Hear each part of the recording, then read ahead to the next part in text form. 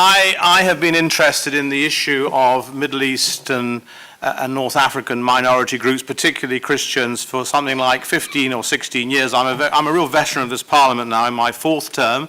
It may be the last term for the United Kingdom if Brexit has its way, but I hope not. But I will have to leave you after this to go and debate that issue. But I've always had this as an issue very dear to my heart, and more than 10 years ago, I became involved with the Save the Assyrians campaign in Iraq at the time of the Gulf Wars.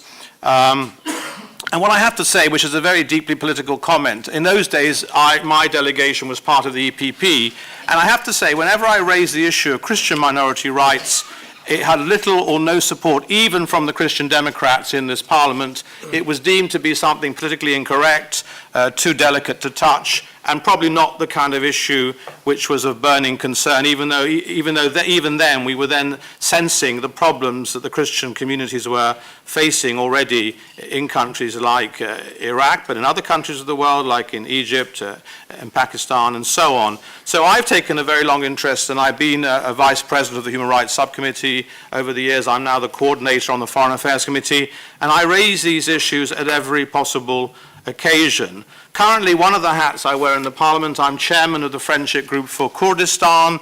I recently visited about 2 months ago Erbil. I went to see one of the Christian refugee camps there. I met those who had fled ISIS and had seen firsthand the atrocities. And I have absolutely no doubt in my mind, having met political leaders, having met clerical leaders of the Christian community, that what ISIS has been attempting to do, particularly there's a very strong prima facie case against the Yazidi community, fulfills the 48 Convention on the Prevention and Punishment of Genocide, particularly the intent to destroy in whole or in part a national, ethnic, or racial or religious group. That to me is absolutely clear.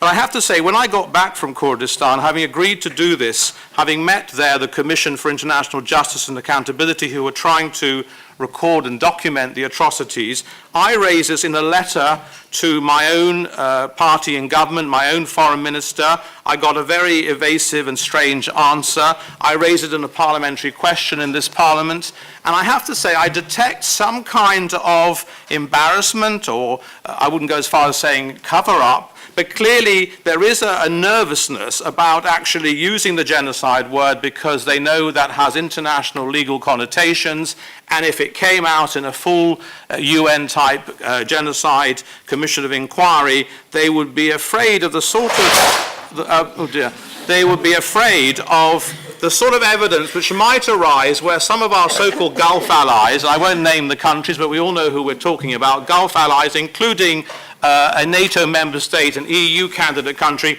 what their role precisely has been in supporting ISIS or al-Nusra or other extreme jihadist groups. So I detect amongst member state governments a fear that in an investigation of a genocide inquiry, other stuff might be thrown into the public domain, which at the moment we are suspicious of, but we don't have the final proof. But I've said repeatedly, we have seen indictments and referrals in other jurisdictions, both in Libya during the fall of the Gaddafi regime, in Darfur in Sudan, whereby an acting sovereign, an acting head of state was indicted, even at the request of the United States, which is not a signatory to the Rome Statute or to the ICC. So there is precedent to investigate these matters. There is command responsibility. There is a so-called self-styled Khalifa al-Baghdadi who is supposed to be responsible for the atrocities committed by his jihadists. I believe it's time to act.